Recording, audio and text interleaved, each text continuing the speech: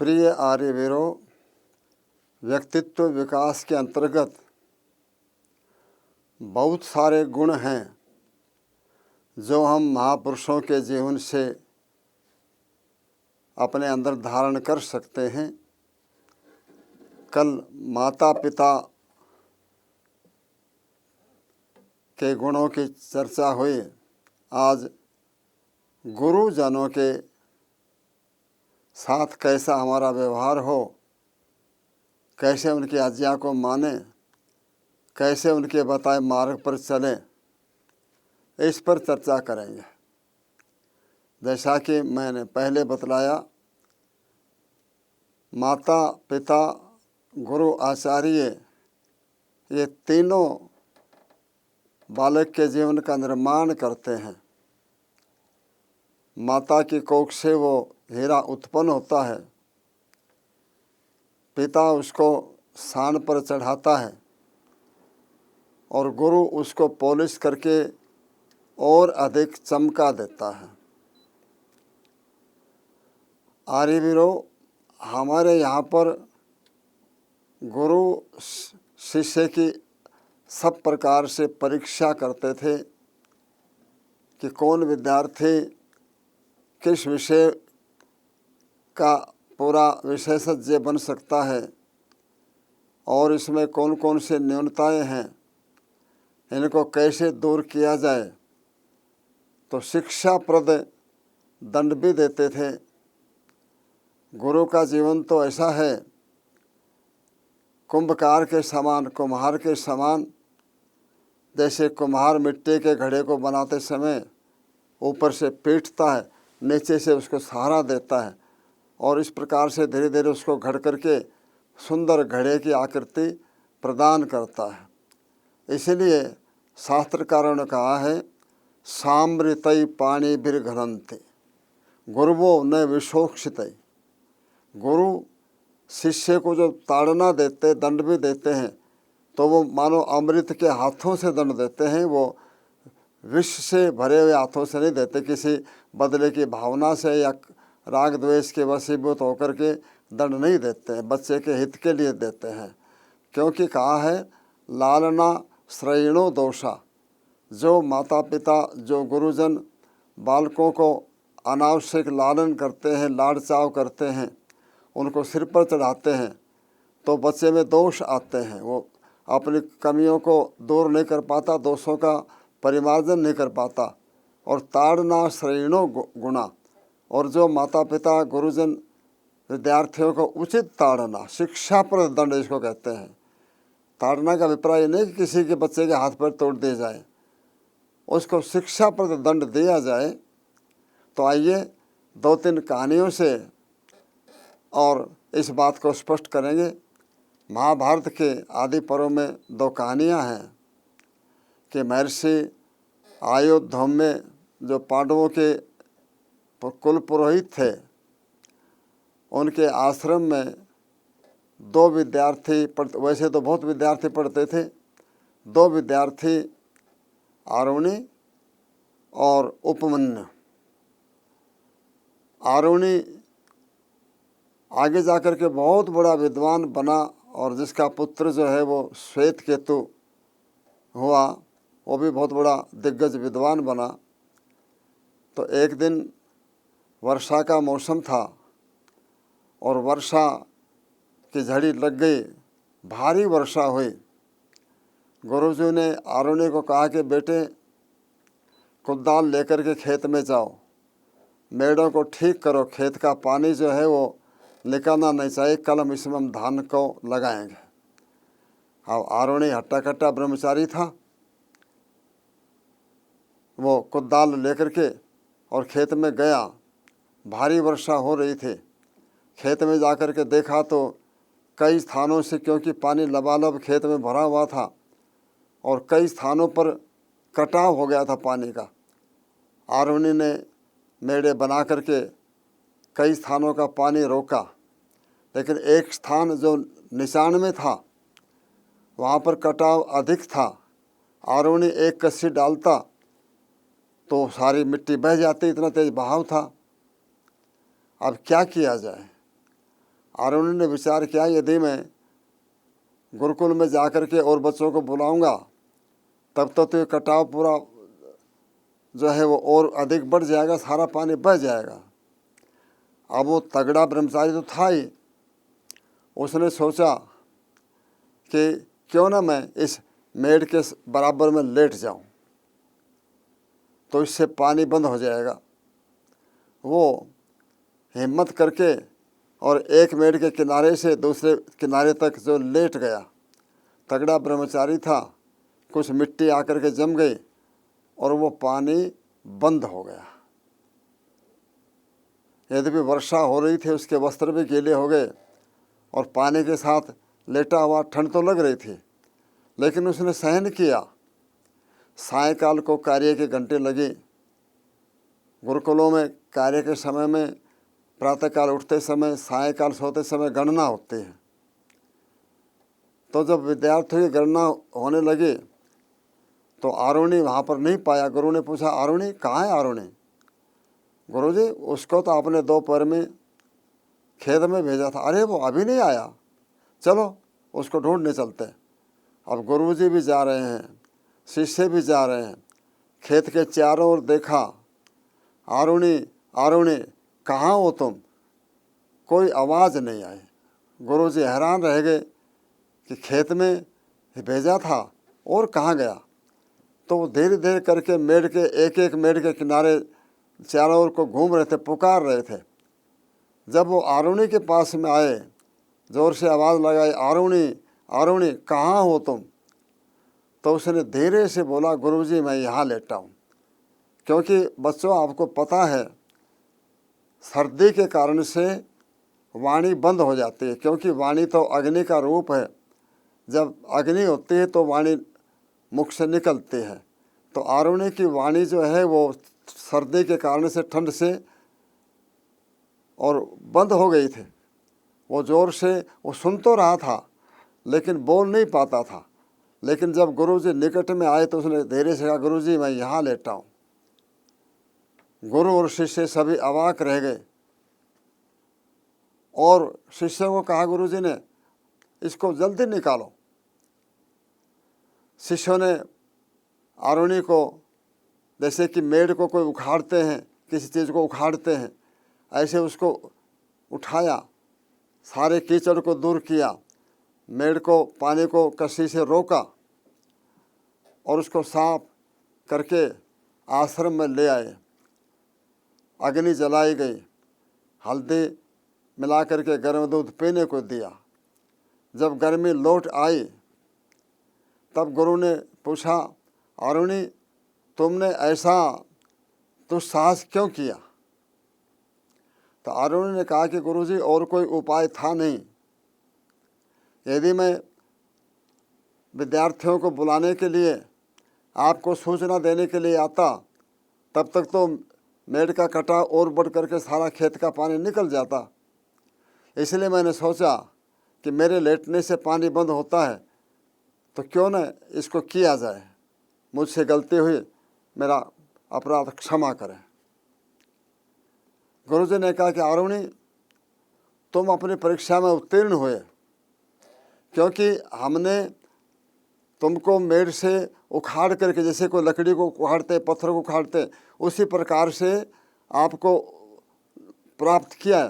तो आज से तुम्हारा नाम होगा उद्यालक आरुणि, और मेरे आशीर्वाद से बहुत जल्दी तुम वेद शास्त्रों के पारंगत विद्वान बन जाओगे।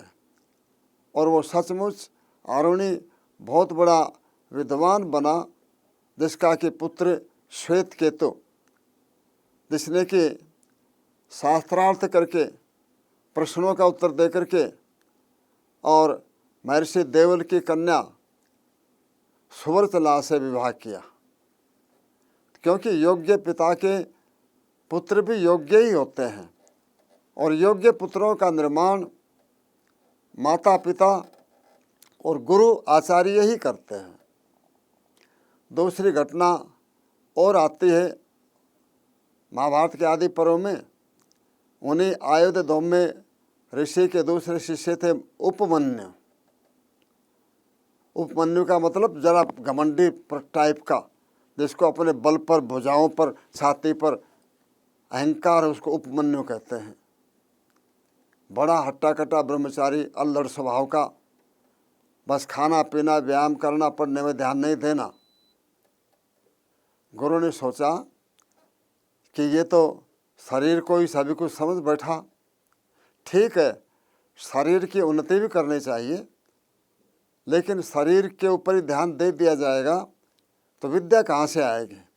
क्योंकि कहा है कि सुखार्थी ने कुतो विद्या, जो सुख की इच्छा करता है उसको विद्या नहीं आती, और विद्यार्थी ये सत्यजेत सुखम, जो विद्या की प्राप्ति करने की इच्छा करता है वो सुख को छोड़ दे। सुखार्थी नो कुतो विद्या, सुख चाहने वाले को विद्या नहीं आती, और विद्यार्थी ये सत्यजेत सुखम, जो विद्या की प्राप्ति करना चाहता है उसको सुख छोड़ देना चाहिए। गुरु ने कहा कि अरुणी ऐसे करो कि प्रातःकाल से नाश्ता पानी करके और गायों को लेकर के जंगल में उनको चराने जाओ और सायंकाल को आना। तो जो आज्ञा गुरुदेव, क्योंकि कहा कि आज्ञा गुरुनाम यह विचारणीय, गुरुजनों की आज्ञा जो है वो बिना विचारे ही, उसमें मीन मेख निकाले बिना ऐसा है बहाना बनाना वो नहीं होता। तो उपमन्यु प्रातःकाल खा पी करके और अपने लाठी कंधे पर लटका करके गायों को लेकर के चल पड़ा। अब दोपहर में जो भिक्षा आती उसको नहीं मिलती, उस जंगल में चला गया। कुछ दिनों के पश्चात गुरुजी ने देखा कि ये तो अब भी उतना ही मोटा है। आरुणी तुम्हारी दोपहर की भिक्षा भी बंद हो गई, तुम अब भी इतने मोटे कैसे हो? तो उसने हाथ जोड़ कर कहा कि गुरुजी मैं जंगल में जो मुनि लोग हैं, वानप्रस्थी लोग हैं, उनके आश्रमों में जाकर के और भिक्षा मांग लेता हूँ, मेरा काम चल जाता। अरे तूने तो बड़ा अपराध किया, क्योंकि ये नियम है कि ब्रह्मचारी जो भिक्षा मांग करके लाता है पहले वो गुरु को अर्पण करता है, और गुरु उसको सब शिष्यों में बांट करके फिर भोजन करता है। आगे से ऐसे नहीं करना। उपमन्यु ने कहा जो आज्ञा गुरुदेव।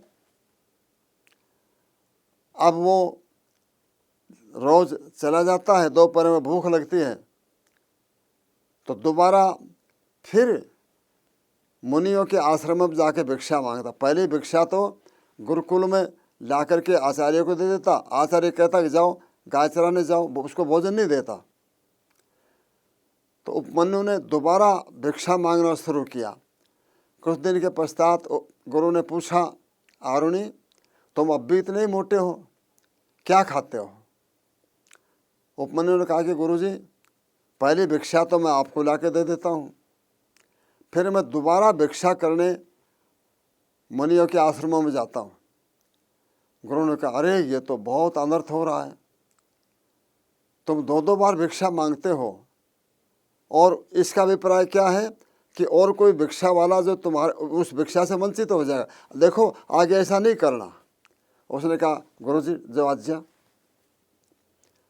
अब दोपहर में भूख लगती उपमन्यु को, तो उसने गायों का दूध निकाल करके पीना शुरू कर दिया और फिर मस्त रहा। गुरु ने देखा कि अब भी उतना ही मोटा है। उपमन्यु तुम अब भी मोटे हो, क्या खाते हो? तो उसने कहा गुरुजी जब मुझे भूख लगती है गायों का दूध निकाल करके। अरे तू तो बहुत गलत काम करते हो, चोरी है, बिना आज्ञा के गायों का दूध निकाल कर पीते हो, ये तो चोरी है, आगे नहीं करना। तो कहा कि ठीक है नहीं करूँगा। अब उसने गायों का दूध निकालना पीना बंद कर दिया। कुछ दिन के पश्चात गुरु ने देखा ये फिर भी मोटा है। उपमन्यु तुमने दूध पीना बंद कर दिया? हाँ जी कर दिया। तो अब क्या करते हो कि जब बछड़े गायों का दूध पीते हैं उनके मुख से जो झाग निकलते हैं मैं उन्हीं को खा करके और तृप्त हो जाता हूँ। गुरु ने कहा कि उपमन्यु ये तो गलत काम है, तुम्हें देख करके और बछड़े अधिक मुँह से झाग निकालते हैं और वो भूखे रह जाते। देखो आगे मत करना ऐसा। नहीं करूँगा जी। अब वो सुबह जंगल में चला गया, भिक्षा भी बंद हो गई, दूध पीना भी बंद हो गया, बछड़ों के झाग भी खाने बंद हो गए। तो भूख लगी, तो अपनी भूख को मिटाने के लिए और आक के पत्ते खा लिए। अब ये आक तो ऐसा है कि विष का काम करता है, तो उसके प्रभाव से पेट में जलन होने लगी और आँखों से देखना बंद हो गया। जब सायंकाल हुआ तो आश्रम की ओर गायों को लेकर के चल पड़ा।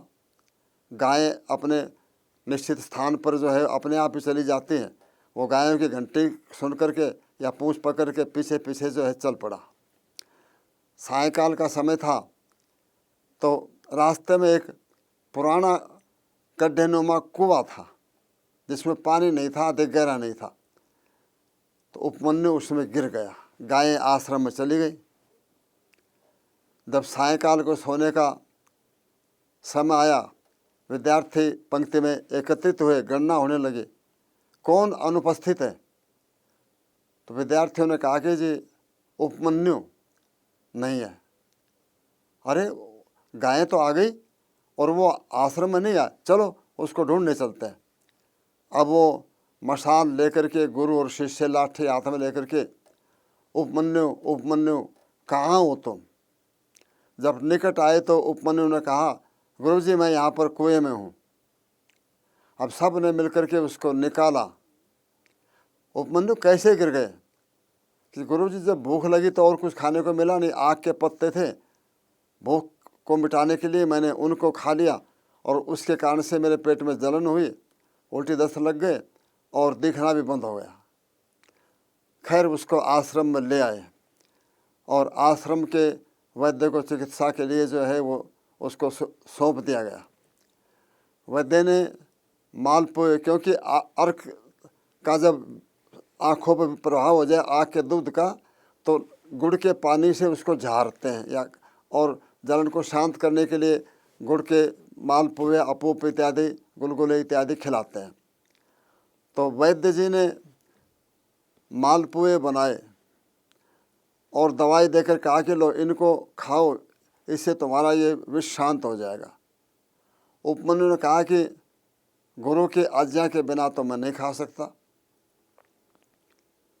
तो वैद्य जी ने कहा कि मैं वैद्य हूँ, मैं जो कह रहा हूँ उस बात को मानो।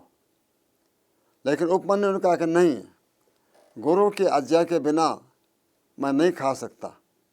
गुरु जी को बुलाया गया और कहा कि उपमन्यु तुम परीक्षा में उत्तीर्ण हुए, तुम केवल शरीर के ऊपर ही ध्यान देते थे। शरीर आवश्यक है, शरीरम आद्यम खलु धर्म साधनम, लेकिन केवल शरीर ही नहीं है। शरीर के साथ बल के साथ में विद्या भी होनी चाहिए। इसलिए आपको विद्या की ओर प्रवृत्त करवाने के लिए और ये खाने की अधिक प्रवृत्ति से रोकने के लिए तुम्हें इस प्रकार का ये कठिन व्रत का अभ्यास करवाया गया। ऐसे करो कि जैसे वैद्य जी कहते हैं वैसे दवाई का सेवन करो और मेरे आशीर्वाद से तुम बहुत जल्दी विद्वान बनोगे। बच्चों, ये दोनों घटनाएं बताती हैं कि जो गुरुजनों की आज्ञा का पालन करते हैं वो उनकी आयु, विद्या, यश और बल बढ़ता है। लेकिन गुरु क्या कहते हैं, यान्ने अस्माकं सुचरितानि।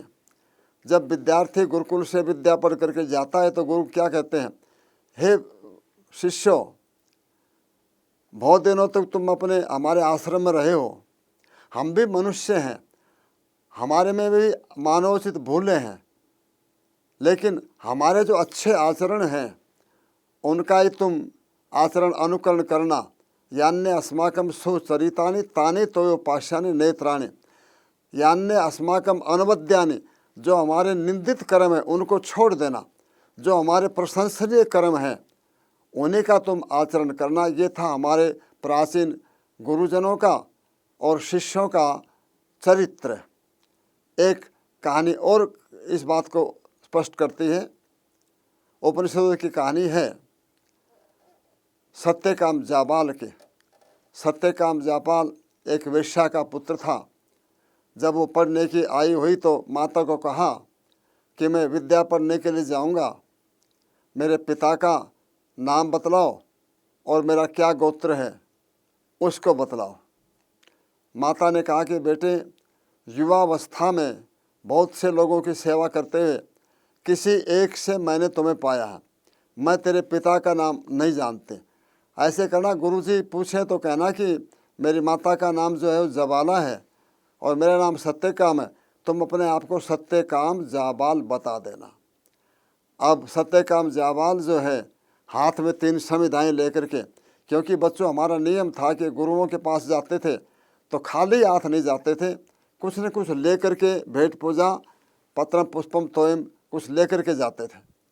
तो 3 संविधाएँ लेकर के सत्यकाम जाबाल हरद्रीव मत आचार्य के आश्रम में पहुंचा।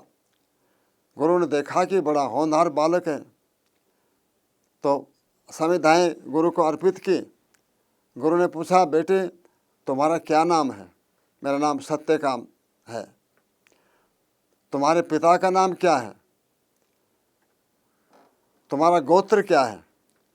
तो उस बालक ने वैसे ही कह दिया कि मेरी माँ ने कहा कि बहुतों की सेवा करते युवावस्था में मैंने किसी एक से तुझे प्राप्त किया है, मैं तेरे पिता का नाम नहीं जानते हूँ। ऐसा करना कि मेरा नाम जबाला है और तुम सत्यकाम जाबाल हो, अपना नाम सत्यकाम जाबाल बतला देना। और बच्चे सुन करके हंसने लगे कि आहो, इसको अपने पिता का भी नाम नहीं पता है। लेकिन गुरु तो गुरु था, उसने कहा कि सत्यकाम संविधाएँ ले आओ, तुम्हारा यज्ञोपवीत संस्कार कल करूँगा, क्योंकि तुमने सत्य बोला और सत्य बोलने वाला ब्राह्मण वर्ण में होता है। ब्राह्मण के बिना पूरा सत्य कोई नहीं बोल सकता, इसलिए तुम्हें ब्राह्मण वर्ण में दीक्षित करूँगा। और उसका यज्ञोपवीत संस्कार उपनयन संस्कार कर दिया। लेकिन क्योंकि उसको संस्कार नहीं मिले थे, अभी तप की कमी थी, तो यज्ञोपवीत संस्कार करने के पश्चात गुरु ने गायें दे दी कि जाओ इनको जंगल में चराने के लिए जाओ।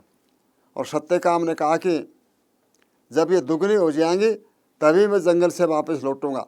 जंगल में नदी के किनारे सुंदर कुटिया बना ली और जंगली फलमूल गायों का दूध खा पी करके तगड़ा हो गया और गायें भी हृष्टपुष्ट हो गई। जब वो दुगनी हो गई तो वो वापस लौटा, तो लौटते समय में अलग अलग आचार्यों ने उसको अलग अलग ब्रह्म विद्या का उपदेश दिया। जब वो लौट करके आया तो गुरु ने देखा, तो सत्यकाम तुम्हारा मुख तो ब्रह्मविद्या के समान प्रतीत होता है, किसने तुम्हें उपदेश दिया?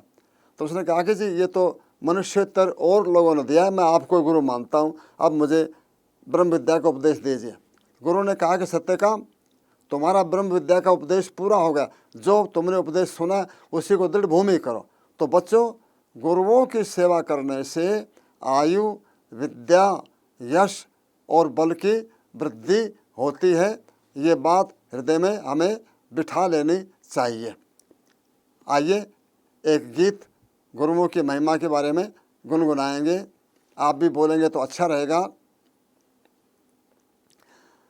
जिनके कृपा से पढ़ लिख कर निज जीवन सफल बनाया है, जिनके कृपा से पढ़ लिख कर निज जीवन सफल बनाया है, सत्य धर्म और मानवता का हमको पाठ पढ़ाया है, ज्ञान शलाका के अंजन से खोल दिए चक्षु जिसने, बहरे कानों को खोला और दिखा दिया सतपथ जिसने, अज्ञान अविद्या अंधकार को मन से दूर भगाया है, जिनके कृपा से पढ़ लिख कर निज